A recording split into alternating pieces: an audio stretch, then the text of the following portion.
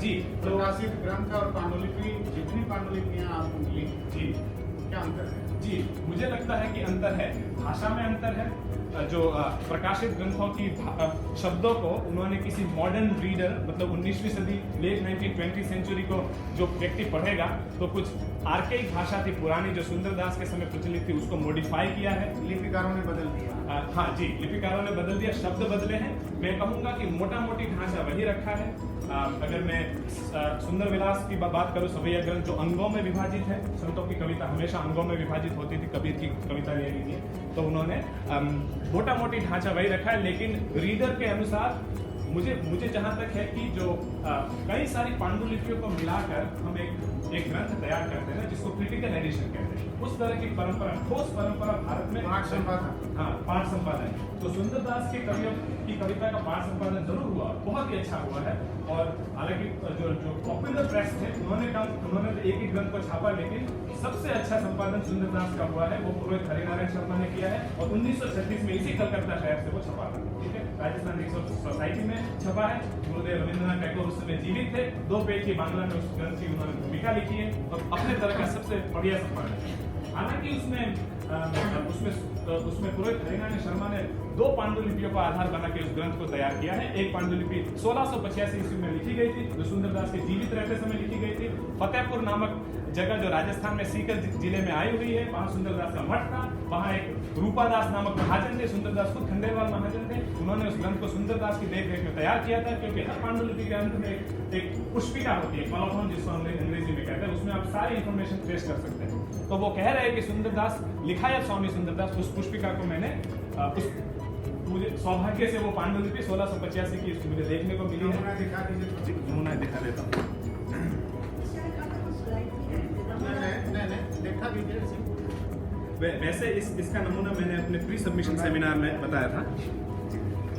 एक अध्याय मैंने पूरे सुंदरदास के जीवन पे रखा है और उसमें इस तरह की चीजें आई है। तो अगर आप मेरे थीसिस का तीसरा अध्याय देखें तो उसमें मैंने पांडुलिपियों के माध्यम से सुंदरदास के जीवन को किस तरह से ट्रेस करते हैं, या सुंदरदास के जीवन को लिखने में आधुनिक इतिहास ग्रंथ तो है ही, कहां से सुंदरदास जब जीवित थे तब से लेकर अब तक कैसे कैसे लोग उनके बारे में जानते थे, लिखते थे, उसको मैंने ट्रेस किया है। बेसिकली उसमें सबसे पुराना ग्रंथ दादू दयाल सुंदरदास के गुरु दादू जन्म लीला पर्ची से शुरू किया है मैंने, भक्तमालों का अध्ययन किया है और पांडुलिपियों का अध्ययन किया। तो एक तरह से 1-2 पन्ने आप लिखें। जी, ये उसका अंतिम पन्ना है जिसमें पुष्पिका है और ये किस तरह से वो ग्रंथ बटा हुआ है, उसके विषय काव्य विधा है संत साहित्य की, उसमें लिखा है। जितने भी प्रेस 19th सेंचुरी में स्थापित हुए सब लोग छाप रहे थे। पांडुलिपियों में कुछ अंतर देखें। जी, तो प्रकाशित ग्रंथ और पांडुलिपि, जितनी पांडुलिपियां आपको मिली जी क्या अंतर है? जी मुझे लगता है कि अंतर है, भाषा में अंतर है।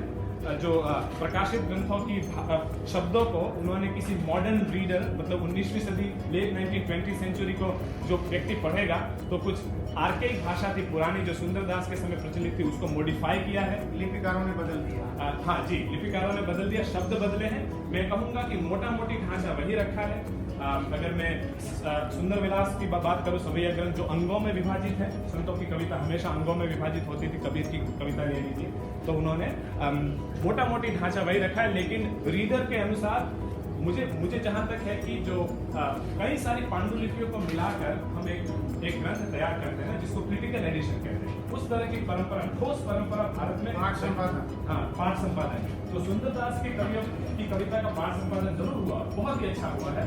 और हालांकि जो पॉपुलर प्रेस थे उन्होंने तो एक ही ग्रंथ को छापा, लेकिन सबसे अच्छा संपादन सुंदरदास का हुआ है, वो पुरोहित हरिनारायण शर्मा ने किया है और 1936 में इसी कलकत्ता शहर से वो छपा था। ठीक है, राजस्थान रिसर्च सोसाइटी में छपा है। गुरुदेव रविंद्रनाथ टैगोर उस समय जीवित थे। 2 पेज की बांग्ला में उस ग्रंथ की उन्होंने भूमिका लिखी है और अपने तरह का सबसे बढ़िया संपादन है। हालांकि उसमें पुरोहित हरिनारायण शर्मा ने 2 पांडुलिपियों का आधार बना के उस ग्रंथ को तैयार किया है। एक पांडुलिपि 1685 ईस्वी में लिखी गई थी जो सुंदरदास के जीवित रहते समय लिखी गई थी। फतेहपुर नामक जगह जो राजस्थान में सीकर जिले में आई हुई है, वहाँ सुंदरदास का मठ था। वहाँ एक रूपादास नामक महाजन थे, सुंदरदास खुद खंडेलवाल महाजन थे। उन्होंने उस ग्रंथ को सुंदरदास की देखरेख में तैयार किया था, क्योंकि हर पांडुलिपि के अंत में एक पुष्पिका होती है, कॉलोफोन जिसको अंग्रेजी में कहते हैं, उसमें आप सारी इंफॉर्मेशन ट्रेस कर सकते हैं। तो वो कह रहे हैं कि सुंदरदास लिखायत स्वामी सुंदरदास, उस पुष्पिका को मैंने मुझे सौभाग्य से वो पांडुलिपि 1685 की मुझे देखने को मिली नमूना है। दिखा दीजिए। जी, नमूना दिखा देता हूँ। नहीं, दिखा दीजिए इसे। वैसे इसका नमूना मैंने अपने प्री सबमिशन सेमिनार में बताया था। एक अध्याय मैंने पूरे सुंदरदास के जीवन पे रखा है और उसमें इस तरह की चीजें आई है। तो अगर आप मेरे थीसिस का तीसरा अध्याय देखें तो उसमें मैंने पांडुलिपियों के माध्यम से सुंदरदास के जीवन को किस तरह से ट्रेस करते हैं, या सुंदरदास के जीवन को लिखने में आधुनिक इतिहास ग्रंथ तो है ही, कहां से सुंदरदास जब जीवित थे तब से लेकर अब तक कैसे कैसे लोग उनके बारे में जानते थे, लिखते थे, उसको मैंने ट्रेस किया है। बेसिकली उसमें सबसे पुराना ग्रंथ दादू दयाल सुंदरदास के गुरु दादू जन्म लीला पर्ची से शुरू किया है मैंने, भक्तमालों का अध्ययन किया है और पांडुलिपियों का अध्ययन किया। तो एक तरह से एक दो पन्ने आप दिखाएं। जी, ये उसका अंतिम पन्ना है जिसमें पुष्पिका है, और ये किस तरह से वो ग्रंथ बटा हुआ है, उसके विषय क्या है उसमें है।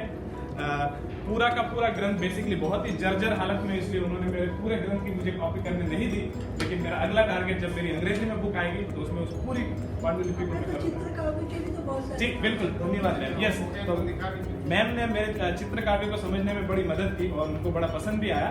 तो उस ग्रंथ में चित्रकाव्यों के भी उदाहरण है जो अध्याय 4 में है।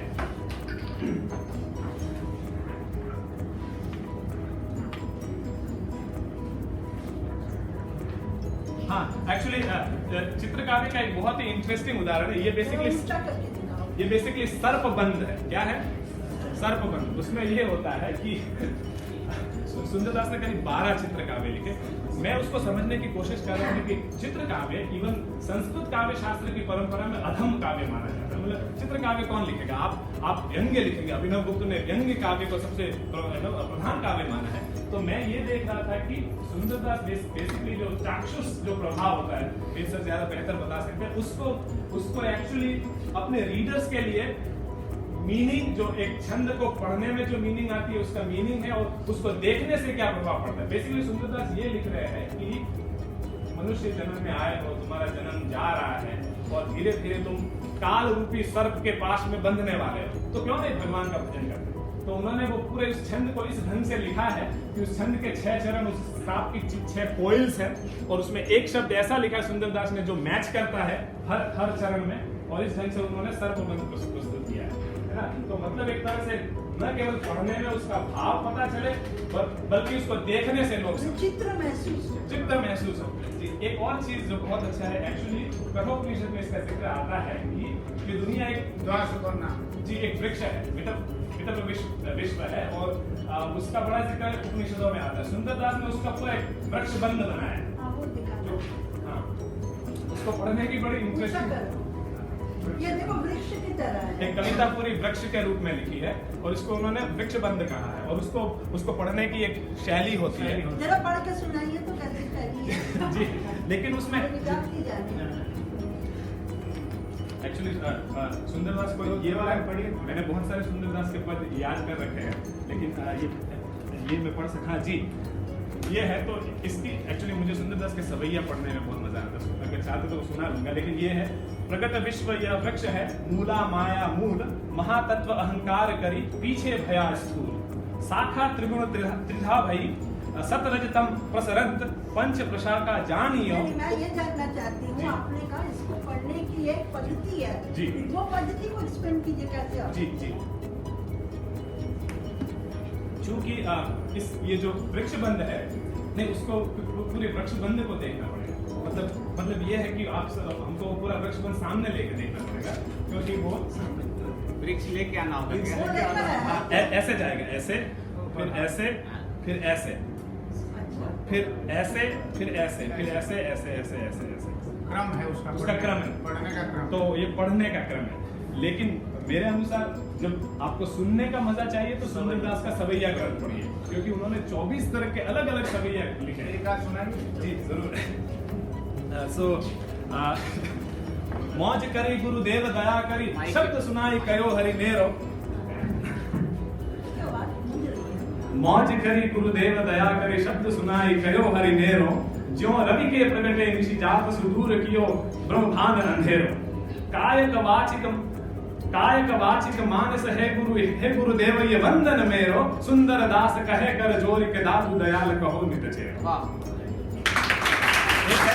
एक और सुनाना, अन्य संत कवियों से जी कई संत हुए हैं जी तो कैसे सुंदरदास उन संत कवियों में से भिन्न है, थोड़ा बताइए।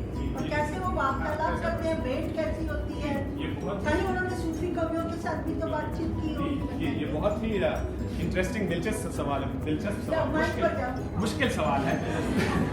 तो मैं उसको बेसिकली इसी को ट्रेस कर रहा था कि किस तरह से सुंदरदास अन्य संत कवियों से अलग है। बिल्कुल सुंदरदास मैं कह रहा हूँ कि वो अन्य संत कवियों को अपने काव्य में समाहित कर रहे थे और उससे परे भी जा रहे थे। पहली बात ये कि उनसे पहले जो संत कवि हुए उसमें कुछ एक को छोड़ दिया जाए, उनमें अगर संत कवि तो रसखान तो खैर संत कवि नहीं, कृष्ण भक्त है, रज्जब दास ना जो दादू के शिष्य।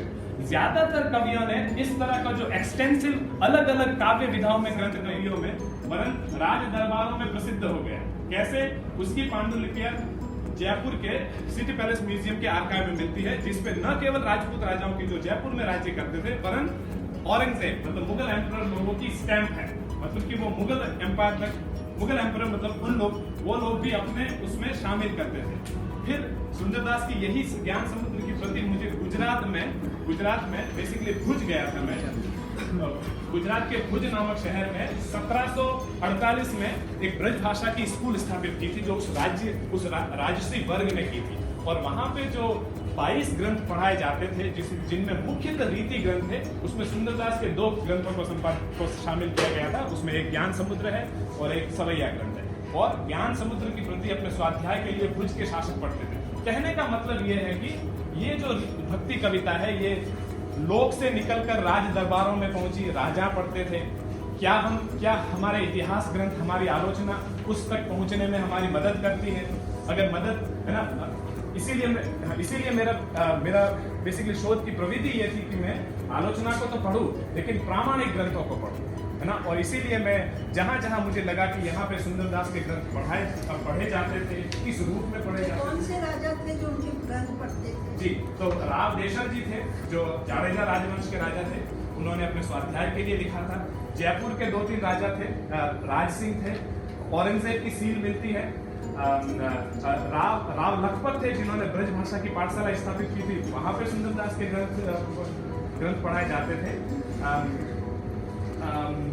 हाँ, तो राजस्थान और गुजरात में मेरी जानकारी में, मेरे अपने रिसर्च में इन दोनों की एकदम ठोस रूप में मुझे पता चला। आपने कितनी पांडुलिपियां देखी? आप विदेश में रहते हैं जी, और पांडुलिपियों का जिक्र किया है आपने, तो उसके बारे में थोड़ा जी बिल्कुल जी सर। विदेश में तो मैं जी रहता हूँ, लेकिन मैं लगातार आता रहा भारत में और छुट्टी लेके आता था।